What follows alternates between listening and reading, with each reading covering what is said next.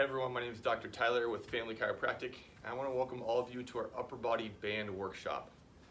So a lot of you are thinking, why bands and what are bands? Well, bands are what I'm calling resistance bands, and those come in all different shapes and sizes. I'll get into that in a minute. But the question is why? So bands are creating a consistent contraction of the muscle, but you can control that based on the resistance of the band you're using. So you can start with very low loads and go up to very high loads. It's a great way to work on rehabilitation from an injury. If you have been out of working out or have never worked out and you want to get into that, or if you're looking to change up your strength training programs, bands are a great start for all of those. So what are bands and how do we use them? Let's get into that a little bit. Like I said, they come in all different shapes and sizes. This is just resistance tubing. You can also get them in wide bands, all different shapes, all different sizes, and all different resistances. The whole concept is this. I can create an anchor point, or I can use my body as an anchor point to target specific muscles. Today, we're going to focus on chest, shoulders, and back. The goal here is that we are working on kind of the framework of our body to create functional support.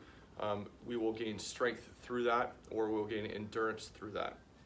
So the first part of this, we'll start with the chest, and I'm going to give you two exercises for the chest.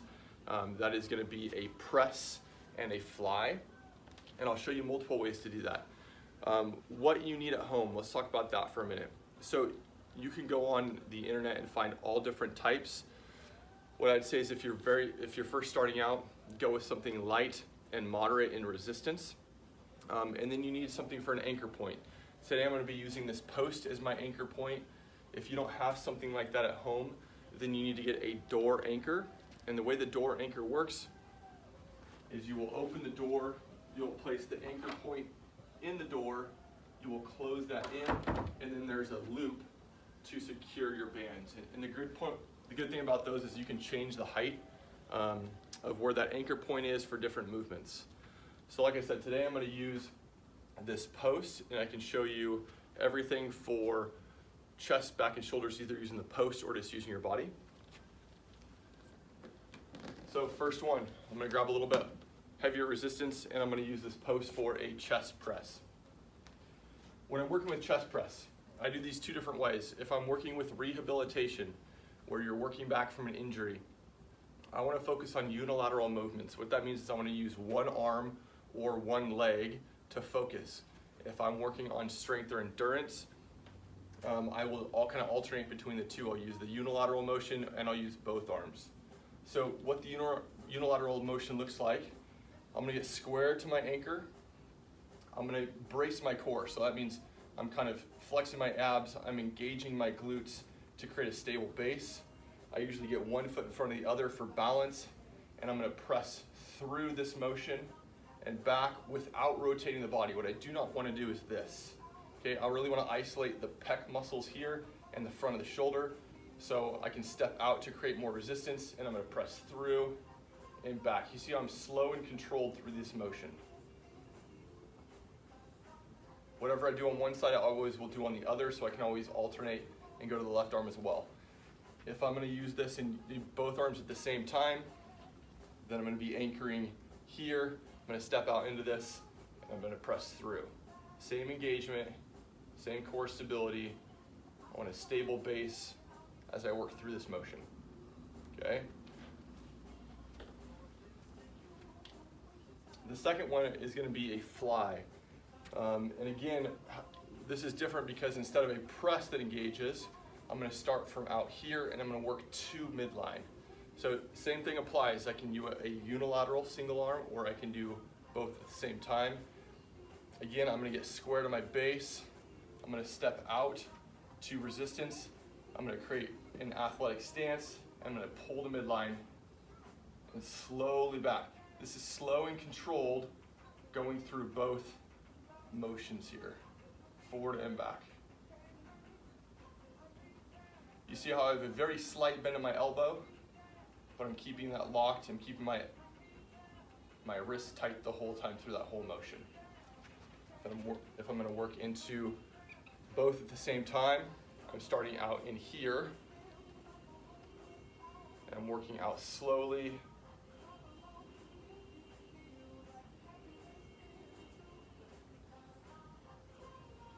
Going through both. And again, what I would recommend for you, if you have never used a band before, start light. I'll talk at the end about, repetition in set form.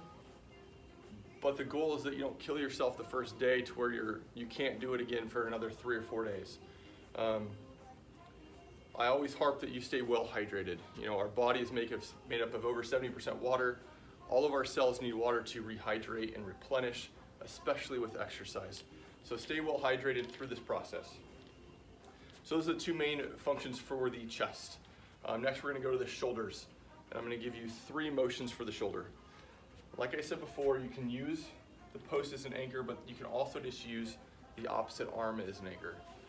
So the motions we're going to work through for the shoulder are going to be a shoulder flexion, a strict press, and then we're going to work through what would be a Y, but it's a single arm, so it's just a diagonal motion, okay?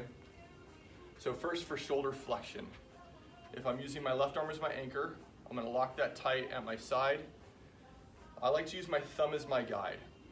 So what I want to do is find where I have enough resistance here that I can complete the task without losing any form. So I'm going to create a nice stable base again. I'm going to anchor here. My thumb is up, and I'm going to work through straight in front of me. Slow and controlled, up and down. This is working the anterior deltoid or front of the shoulder. Right in here, I'll show you what that looks like from the side. What you can see is that my shoulder is never leaving midline. I'm not taking my shoulder forward all. I'm really locking it in place, and the way I do that is I engage right inside the shoulder blade by pulling that down and back a little bit. So I hold that locked as I work straight out in front of me. Nice, slow, and controlled. That differs from the diagonal, because now instead of coming straight out in front of me, I'm going to work at an up and out angle here. And this is good for all deltoid, all 3 regions of the deltoid, but it's going to really get into the back of the deltoid as you get up and higher. You can see I'm slow and controlled through all of these motions. From the side, up and in an angle. Head position. Let's talk about head position for a minute. You see how my head is in midline with my spine. I'm not getting out here and over-recruiting my upper trap muscles. That's not the goal here. So I love bands because you can really work on form. You don't have to go too heavy to start. Again, here's another look at that diagonal.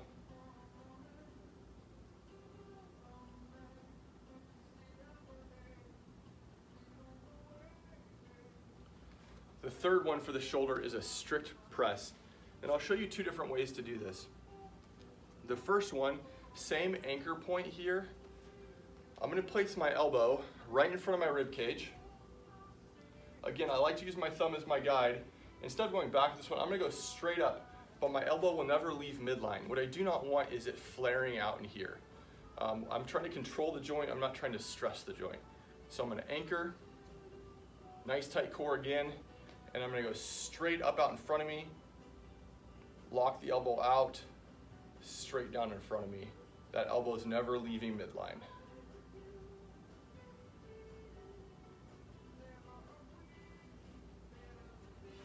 From the side view here, straight up out in front of me, to elbow lock, straight down, really focusing on keeping that elbow in front of me here.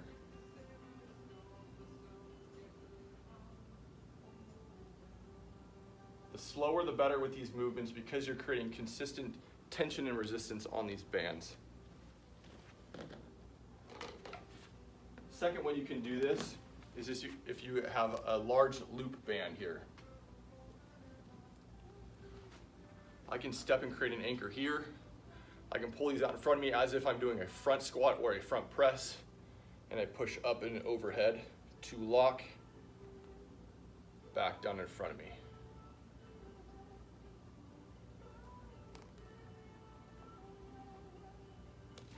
Good. Again, it's all about where you're at in your progression with these bands and how to kind of work through that. The third area we're going to focus on is our back. So what I mean by back is the muscles between the shoulder blades, the muscles that travel into the lower neck, and the ones that travel into the lower back. These really control the shoulder blades, which control the shoulder, which controls posture. If we get overdeveloped in the chest and we're weak in the back, we're going to tend to be here and our head always follows. So like we always talk about here in the office, posture is key, and what muscles are strengthening and how you're engaging is really, really important. So I'm going to show you 2 movements for your back to start with. And we're going to go back to that initial concept of unilateral versus bilateral movement.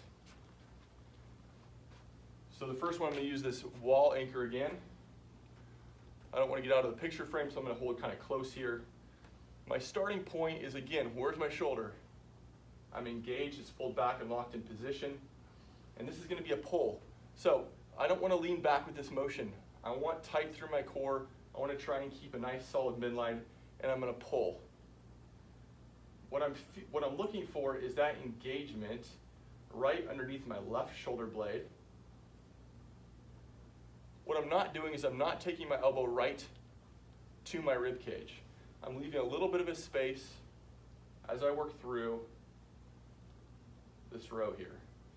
If I'm going to go to a 2-arm movement, same thing applies. I want to get nice and tall, I want to brace my core, and I'm going to pull through just past my midline with my elbows, slow and controlled out in front of me.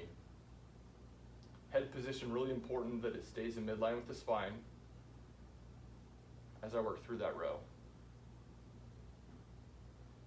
The next progression, I will actually let my elbows flare because I'm going to start to work into the upper rhodoid and upper trap regions.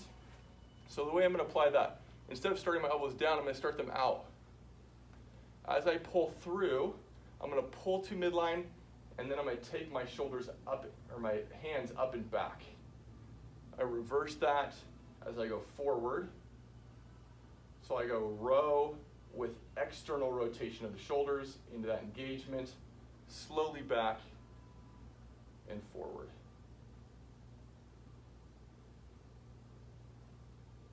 Again, same thing applies. I can take this and I can go into a single arm movement for this exercise.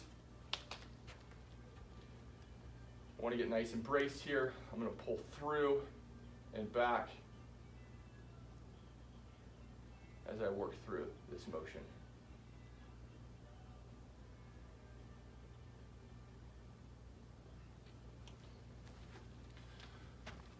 So those exercises, I know I went through them fast. Again, this is a video. You get to go through this as many times as you want. But what I really want to harp on right now is repetition, sets, and then the resistance, okay? So as you're starting out, I want you to start light, and I want you to really focus on the aspects of controlling those motions before you progress in weight. The second part is repetitions. So the number of repetitions will determine on what you're looking for. If we're going for rehabilitation, we want to rehabilitate an injured area or specific muscle group, we want to start with the lighter resistance and more repetitions. We want to build and condition that muscle. If you're looking for strength, we're going to go with a lower amount of repetitions and a higher amount of sets. So what do I mean by repetition set? Every time I do a pull, that is 1 rep.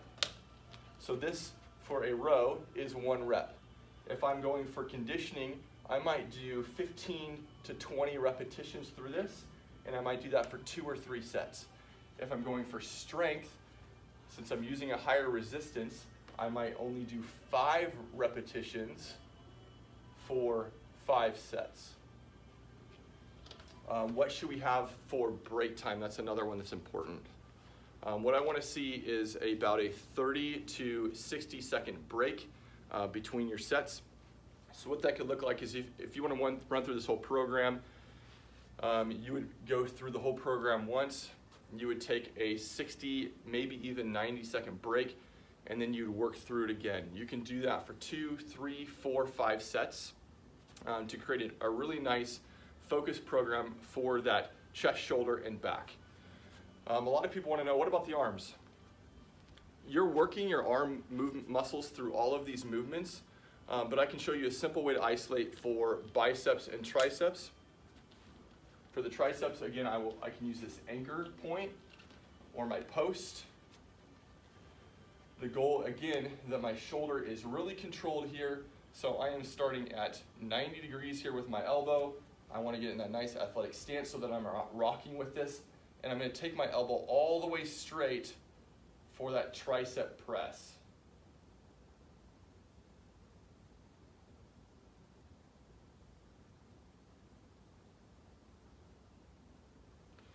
In turn, the opposite of that is going to be your bicep. The way to work the bicep is use your foot as your anchor.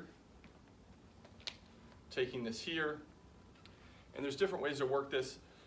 First one would be just thumb up. Again, I'm getting tight here. I'm not moving through my elbow as much as I'm working at a bend in the elbow. As I work that straight up, slow resistance down. I can focus on the bicep. Same thing applies in terms of reps and sets when it comes to biceps and triceps.